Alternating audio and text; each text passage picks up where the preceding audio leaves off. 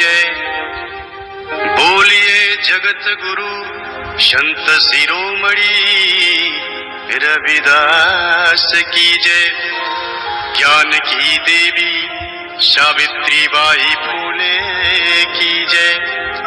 ज्योतिबा फूले नारायणा गुरु पेरियार की जय। मौर्य वंश के दशों महाराज की जय।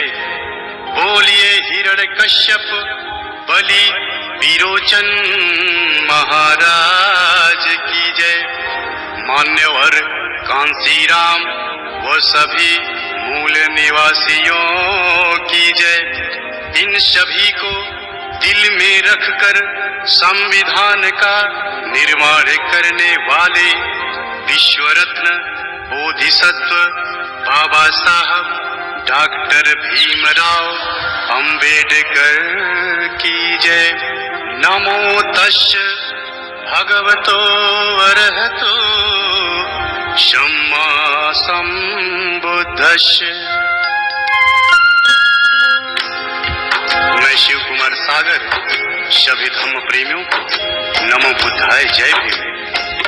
ये जो वाकया मैं गाने जा रहा हूँ यह काल्पनिक नहीं, पूर्ण रूप से सत्य व प्रमाणित है। इसे तमाम पुस्तकों का अध्ययन कर आदरणीय ईश्वर सिंह जी ने शब्द दिया है। यह उस समय की घटना है जब हमारे देश में समता, स्वतंत्रता, बंधुत्व की भावना रहा करती थी। कोई जाति पाति, भेदभाव, ऊंच नीच, बड़ा छोटा नहीं था। सब समान थे और आपस में मिलजुल कर रहा करते थे। सोचो सोचो, कल्पना करो कैसा रहा होगा वो दृश्य। यहाँ के मूल निवासी राजा महाराजा हुआ करते थे। महाराज हिरण्यकश्यप, महाराज बलि, महाराज विरोचन, चंद्रगुप्त मौर्य एवं सम्राट अशोक सहित मौर्य वंश के 10 महाराज। परंतु हमारे देश पर मध्य एशिया से आए हुए आर्यों का आक्रमण होता है। सभी मूल निवासी राजा महाराजाओं को साथ लाए हुए मदिरा पिला पिलाकर छल कपट से मारकर उन्हें दानव राक्षस नाम दे दिया जाता है और मारने वाले को खुद को भगवान का अवतार बता दिया जाता है और सभी मूल निवासियों को बंदी बनाकर 4 वर्ण शुद्ध तथा 6743 जातियों में बांट देते हैं तथा अपनी गुलामी करने हेतु कार्य बांट देते हैं। जैसे नाई हमारी हजामत करेगा, धोबी कपड़ा धोएगा, अहिर चमार चमड़ा छीलकर जूते बनाएगा, गणेरी भेड़ से ऊन कंबल देगा, कहार पानी भरेगा, कुम्हार घड़ा बनाएगा, लोहार कुर्सी मेज बनाकर देगा, इत्यादि इत्यादि कार्य बांट देते हैं। छुआछूत की भावना चरम सीमा पर पहुंच जाती है। शूद्रों के ऊपर कहर ढाए जाते हैं। उसी समय 14 अप्रैल 1891 को मध्य प्रदेश इंदौर के महू छावनी में पिता रामजी राव की यहाँ माता भीमाबाई की गोद में एक अद्भुत बालक का जन्म होता है। बालक बड़ा होता है, स्कूल जाता है तो देखता है छुआछूत, गुलामी, अस्पृश्यता, पाखंड, भ्रमजाल में हमारा समाज जकड़ा हुआ है। यह देख बालक को कष्ट हुआ और समाज को गुलामी की जंजीरों से छुड़ाने की कसम खा लेता है और आंदोलन छेड़ देता है। समय गुजरता गया, बालक को स्कूल के बाहर पढ़ना पड़ा, पर संघर्ष करना नहीं छोड़ा। बालक की शादी हो गई, पर संघर्ष करना नहीं छोड़ा। बालक के बाल बच्चे हो गए, पर संघर्ष करना नहीं छोड़ा।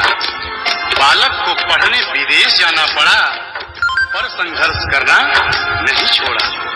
बालक के बच्चे की मृत्यु हो गई, पर संघर्ष करना नहीं छोड़ा। बालक की पत्नी की भी मृत्यु हो गई, पर संघर्ष करना नहीं छोड़ा। वो बालक अमेरिका के, कोलंबिया, लंदन के, यूनाइटेड किंगडम, जर्मनी के वान विश्वविद्यालयों से 6 विषय से MA, MSc, MPhil, PhD, DSc, DLED, बार एटला, LLB कर बैरिस्टर बने। उस बालक का नाम था संविधान निर्माता, विश्व रत्न, बोधिसत्व बाबा साहब डॉक्टर भीमराव अंबेडकर। जगत में कैसे हुआ महान, जगत में कैसे हुआ महान। महू नगर इंदौर में जन्मा, महू नगर इंदौर में जन्मा एक दलित इंसान। जगत में कैसे हुआ महान, जगत में कैसे हुआ महान, जगत में कैसे हुआ महान, जगत में कैसे हुआ महान।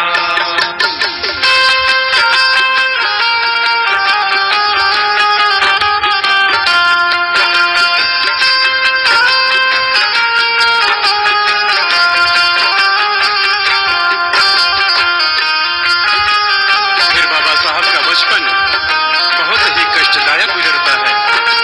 कैसे? अछूत में बचपन बीते, पड़ते जख्मों को सीके, कहीं पानी नहीं मिलता, गला पानी बिन सूखे। कहीं पानी नहीं मिलता, गला पानी बिन सूखे। मदरसा पढ़ने जाते, सब छुआछूत मनाते, बैठ के बाहर सोचो कैसे वो ध्यान लगाते। बैठ के बाहर सोचो कैसे वो ध्यान लगाते।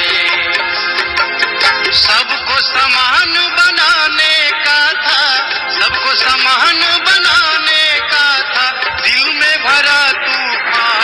जगत में कैसे हुआ महान, जगत में कैसे हुआ महान, जगत में कैसे हुआ महान, जगत में कैसे हुआ महान।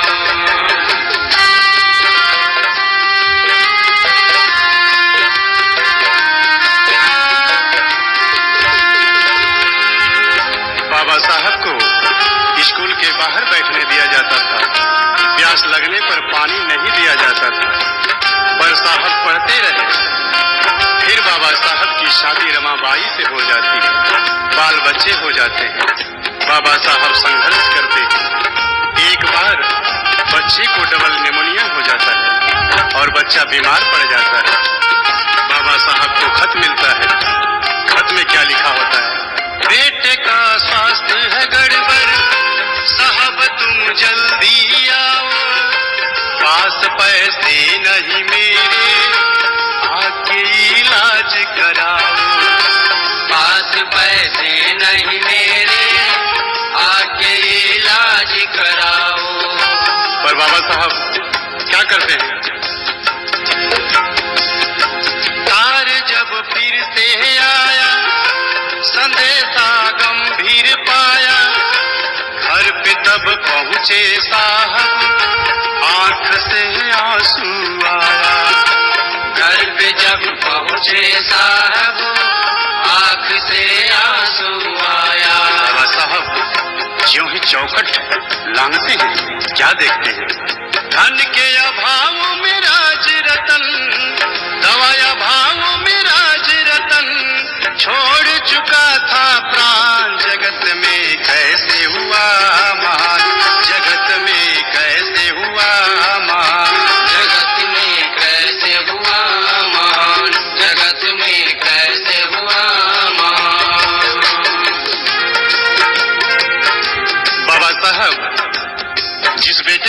कहते थे, तू मेरा शेर है, तू मेरा पिए है, तू बड़ा होकर तुम्हें मेरा एक बहुत बड़ा काम करना है।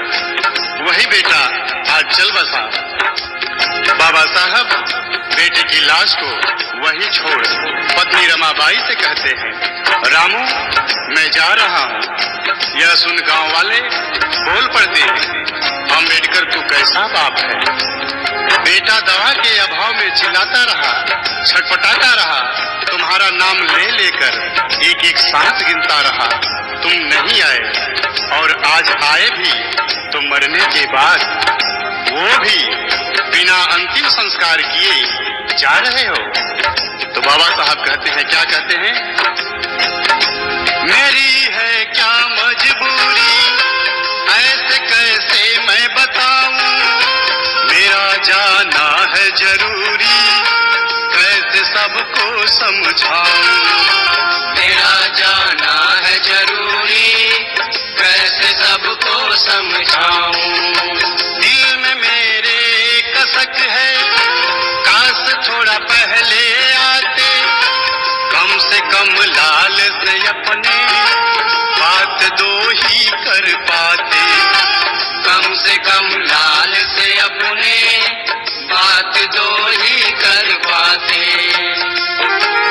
मैं ना पहुंचा कितने मरेंगे, मैं ना पहुंचा कितने मरेंगे, सब है मेरी संतान, जगत में कैसे हुआ महान, जगत में कैसे हुआ महान, जगत में कैसे हुआ महान, जगत में कैसे हुआ महान। बाबा साहब कहते हैं, अगर मैं आज नहीं पहुंचूंगा तो जैसे मेरे साथ हुआ है सबके साथ होगा। इसी तरह पैसे के अभाव में, दवा के अभाव में सबके बच्चे मरेंगे और इसी तरह हर बाप के पास पैसे नहीं होंगे कि वो दवा करा सके और अपने बेटे का अंतिम संस्कार कर सके।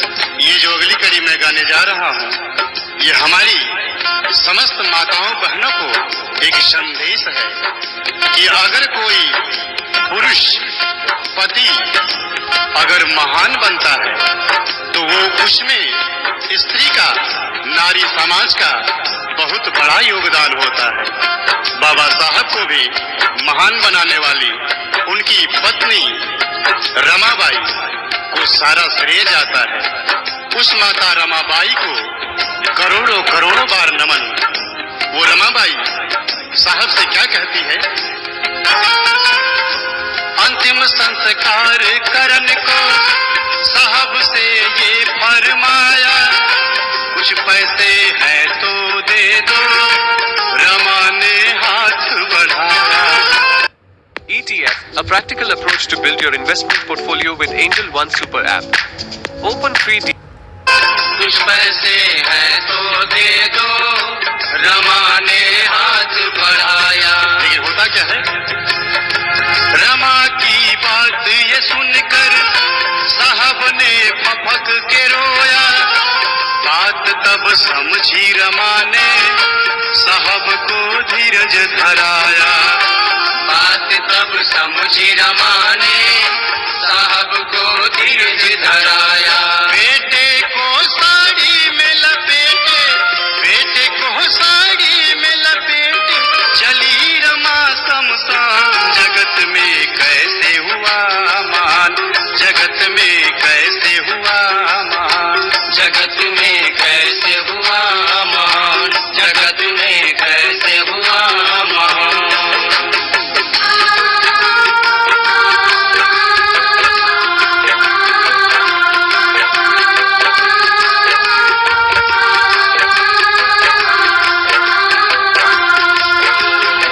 बाबा साहब बड़े होते हैं, उस मनु का विधान मनु स्मृति लागी होती है, जिसमें शूद्रों को, अछूतों को रात को, दिन को 12 बजे ही घर से निकलना होता है, ताकि उनकी परछाई किसी पर न पड़ जाए, अशुद्ध न हो जाए।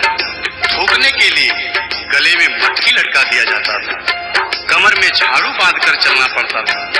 यहाँ तक कि नारियों को भी बंदी गुलाम बना लिया गया था।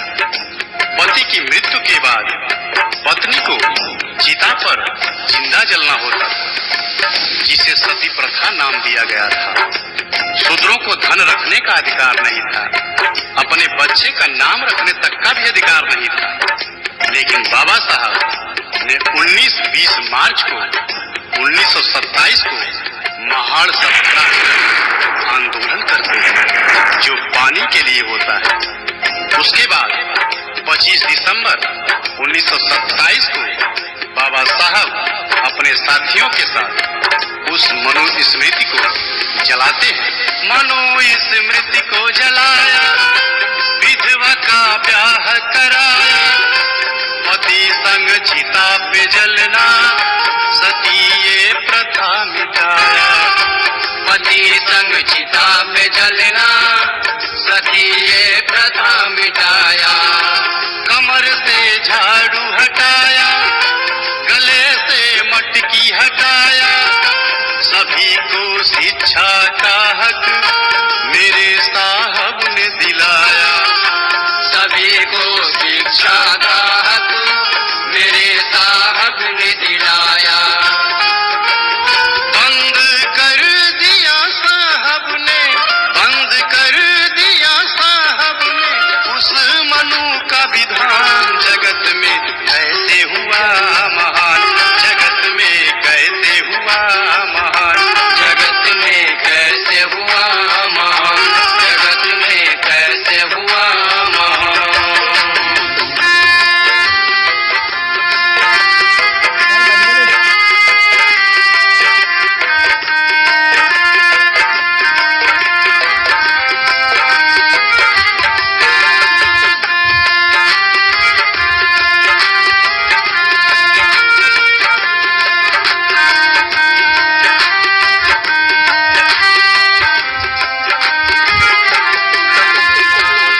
इसके बाद बाबा साहब गोलमेज सम्मेलन में पहुंचकर 4 मांग रख देते हैं।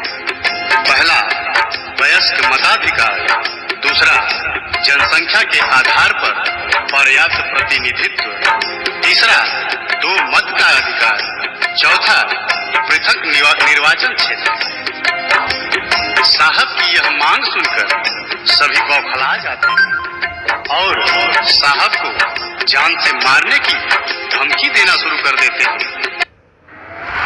पर साहब साफ कह देते हैं, मैं रहूं या ना रहूं, पर मैं दलितों को, शोषितों को, उनको उनका हक दिलवा कर ही मानूंगा।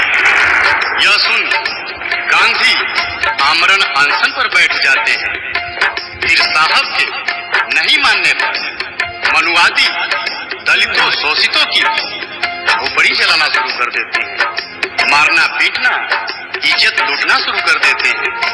तब बाबा साहब कहते हैं, जब मेरा दलित समाज ही लूट जाएगा, नहीं रहेगा, तो मैं किसके लिए लड़ूंगा। यह सोच बाबा साहब समझौते के लिए तैयार हो जाते हैं। उनकी केवल एक मांग, वयस्क मताधिकार मिलता है।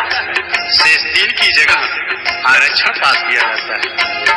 पहले जिसके पास संपत्ति थी, पढ़ा लिखा था, वही वोट देने का अधिकारी था। पर अब 18 वर्ष से ऊपर के सभी लोग वोट देने के अधिकारी हो गए। वहीं से हमारा समाज नौकरी चाकरी पाने लगा।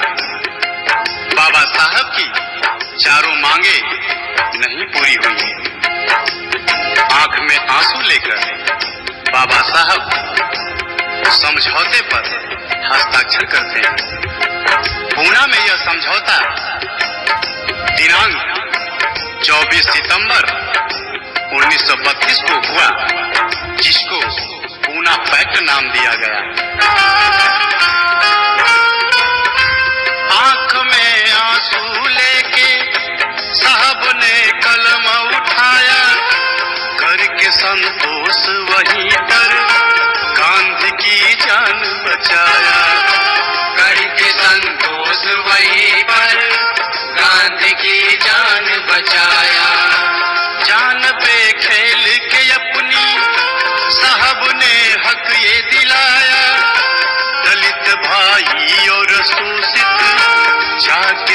कुर्सी पाया।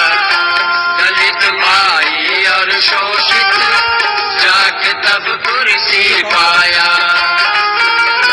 IAS PCS आज बन रहा, IAS PCS आज बन रहा, CM PM प्रधान। जगत में कैसे हुआ महान, जगत में कैसे हुआ महान, जगत में कैसे हुआ महान, जगत में कैसे हुआ महान।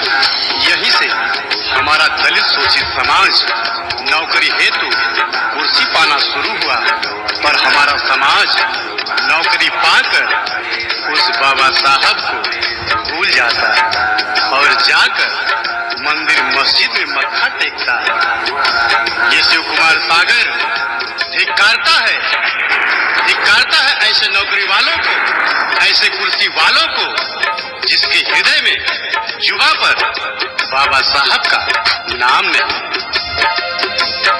ये वाकया गाने में हृदय रो रहा है, रोम रोम रो रहा है। आगे बाबा साहब की पत्नी रमाबाई बीमार पड़ जाती है। बाबा साहब रो रो कर रमा से कहते हैं, रामू तुम्हें जो रोग हुआ है उसके दुनिया में बहुत डॉक्टर है, पर मेरे समाज को जो रोग हुआ है उसका केवल और केवल मैं ही डॉक्टर हूँ, मुझे क्षमा करना। पत्नी का भी इलाज बाबा साहब पैसे व समयाभाव के कारण नहीं करा पाते और दिनांक 27 मई 1935 को पत्नी रमाबाई भी चल बसी। इसके बाद 13 अक्टूबर 1935 को बाबा साहब सिंह गर्जना करके कहते हैं, मैं एक हिंदू अछूत पैदा हुआ, ये मेरे बस में नहीं था, पर मैं एक हिंदू के रूप में नहीं मरूंगा, ये मेरे बस में है। और बाबा साहब दिनांक 14 अक्टूबर 1956 को नागपुर में अपने 5 लाख अनुयायियों के साथ बौद्ध धर्म ग्रहण करते हैं। इसके बाद दिनांक 6 दिसंबर 1956 को साहब इस दुनिया से हमसे सबसे विदा ले लेते हैं। वो 3 बात समझा के गए, वो 3 बातें क्या है? साहब का कथन है सच्चा, शिक्षित और संगठित हो जा, जान लो अपने हक को, मिल के संघर्ष किए जा। जान लो अपने हक को, मिल के संघर्ष किए जा। हमको सम्मान दिया है, जग में पहचान दिया है, बन के बौद्धिष्ट ये जीवन जगत के नाम किया है। बन के बौद्धिष्ट ये जीवन जगत के नाम